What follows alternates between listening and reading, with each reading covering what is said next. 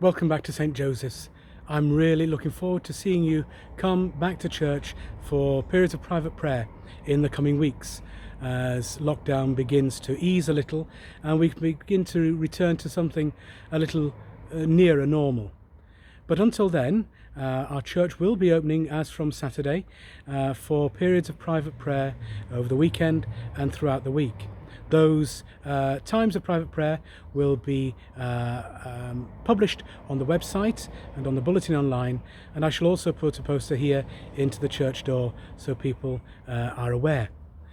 Please do pass on the information to other members of our parish family who perhaps don't have internet access or the ability to find out in any other way. When you arrive at church and have parked or have walked here, then just be guided by the stewards as to when it's safe to enter church. We are limited, of course, to the number of people who will be able to go into church at any one time, and so just be guided by the stewards. If we have a large number turning up at the same time, we may have to ask people just to wait outside and observe social distancing. If that's the case, please do be patient, and we'll let you know as people leave for you to go in, and so we shall do that. Arriving here at church then, and queuing if necessary, you'll come to the doors, and let's see what amendments we've had to make, what provisions have been made to make our visit safe into church. When we arrive now in St. Joseph's, you'll be welcomed by one of our volunteer stewards who will point out our notice board here, which has the various different notices about keeping safe during these times, reminding us of social distancing, but also reminding us not to come into church if we have any of the coronavirus symptoms, perhaps, that have just appeared. So those symptoms include a high temperature, a new continuous cough, difficulty breathing, loss of or change in normal sense of taste or smell. And if that's you, then I would ask that you stay at home and keep safe until such time as it's safe for you to come back into church.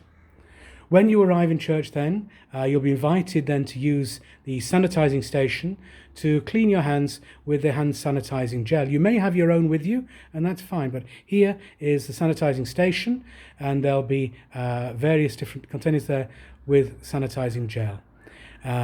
Put enough onto your hands to cover your hands if you like, rub them and let them dry. It is important that you do let them dry. Now, on our way up into church, if you're able to use the stairs, please do so and keep left. If for whatever reason you're unable to use the stairs, then let the steward know and then use the lift instead, which is there. And the lift, of course, will have been sanitized before you use it and will be sanitized after you use it, ready for the next person. But let us make our way upstairs.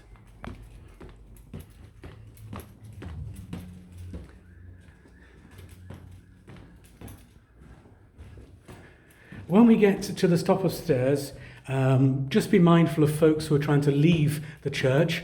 The stewards will communicate with each other using two-way radios just to help with the flow of people in and out of church. So that shouldn't be an issue. You'll remember, of course, that the holy water stoops have had to be emptied, and so don't worry about that on the way in.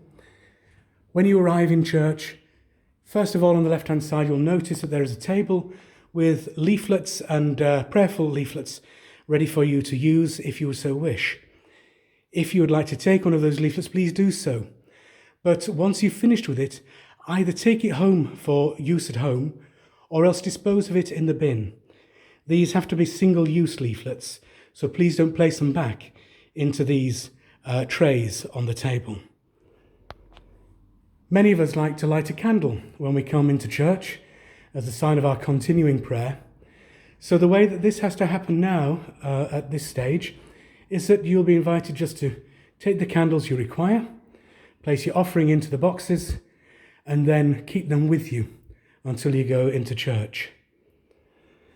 Many of you who are giving to church using the envelope scheme will not yet have received their envelopes because of the lockdown happening when it did. Your envelope should be here waiting for you. Please do take it if you come back during this season. The rest we'll try and get out to people as we're able to. So arriving in church, we're operating a one-way system, and that's just to try and keep the flow of people safe and healthy on the way in and way out of church.